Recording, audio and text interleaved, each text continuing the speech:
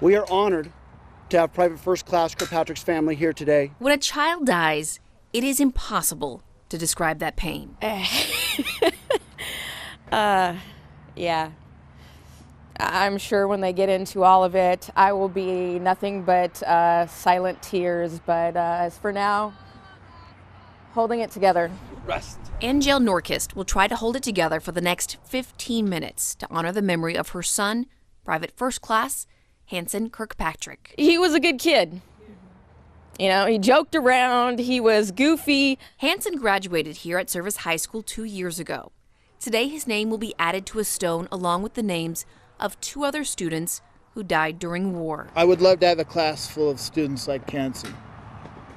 As his teacher and retired veteran with 22 years of military service, Private First Class Hanson Kirkpatrick, I'd like to thank you for your service to our country, and thank you for being you. Kirkpatrick's brother, Martin Norquist, will unveil the plaque. But before the plaque is revealed, his little brother, a junior ROTC cadet. This is difficult for me. I'm not at the point where I'm fighting back tears and need to sit down, but it is difficult having to do this. Carries the flag that will fly at half staff for the rest of this day. I'm glad to do this, but I'd rather this not have happened at all. On this date, from now until forever, every October the 10th, the flag will be lowered on a day that should be about celebrating life, Today is his 20th birthday. Please join me for a moment of silence. where it is instead about honoring the one taken. We're gonna try to find a place that has a decent red velvet cake. And yeah, we'll do something to honor the boy. Thank you all for coming today. This is my space. I love it. The real strong stitchings. From the first time she heard the story, There's just under 30 kids that were in the apartment. Denise Bogue-Skininski knew I'm really hoping it'll warm their little hearts after what happened. she had to do something because of the name she heard on the news. This name is going to be Dakota. Push the button and let it get started and going. For the children who lost everything when the Royal Suite Lodge apartments burned to the ground. 3 people died during that fire, and dozens, almost 30 children, lost their homes. I knew about the fire, but I thought, oh, another fire. But I was sitting one day watching TV, and it just came really heavy on my heart from the Lord that I needed to do this for these children. They lost everything there is. They have nothing left, and they need something to call their own. That something is about to arrive. This is what it's going to look like, front and back. With their names on all the blankets made by a woman who knows about loss. It was pretty intense. It was a very intense fire. My daughter did a boo-boo, and she accidentally caught the house on fire.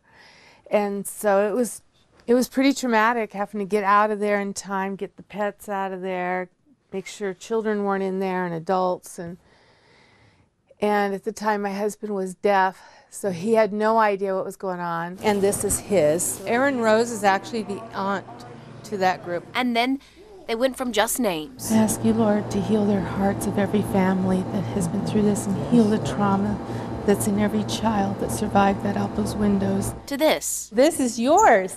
Butterflies, so you'll fly through your life. Okay? You fly into good things for me, would you? A face, a hug.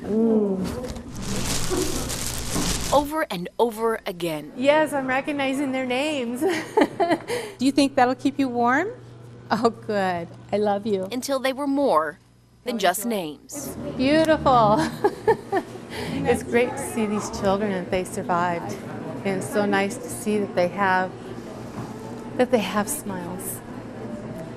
So that's a blessing. And then everyone knew Denise's name. This will be very special for them, so I'm happy that Denise did this for us. This is yours, honey. We're very grateful for Denise making these blankets for our children. Are you excited? Knowing that people care about my babies like I do, means more than people know. Amy Lynn, is that you? Made by what binds us all together. And I love you too. And that's worth knowing. I hope it brings smiles all your life.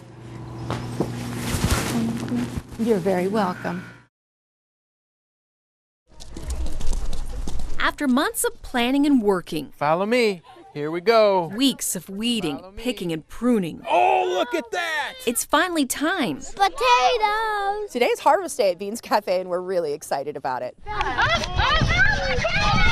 At Huffman Elementary School, Look at that. We already filled a whole bucket.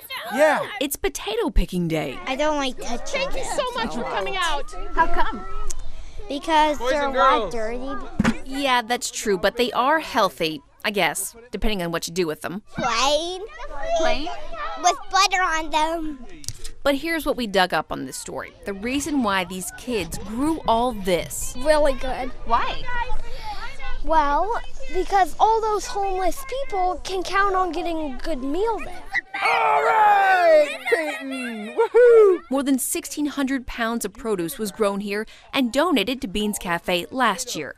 They expect to have even more this year, plus carrots this time. Oh boy, I bet there's more in here. Oh gosh, we'll be making all kinds of side dishes, scalloped potatoes. We'll make lots of great soups and stews, fresh carrots. Who doesn't love fresh carrot just sautéed with a little butter? We'll have a lot of great fresh veggies over the next 2 weeks, thanks to all the students here. And maybe they also grew a little more interested in helping others. So we're doing a really nice thing by gardening, but then giving back to the community. Okay, I know you all want to harvest. Hey, that's exactly right. He said at Beans Cafe they give food to people who don't have food. And that's today's lesson.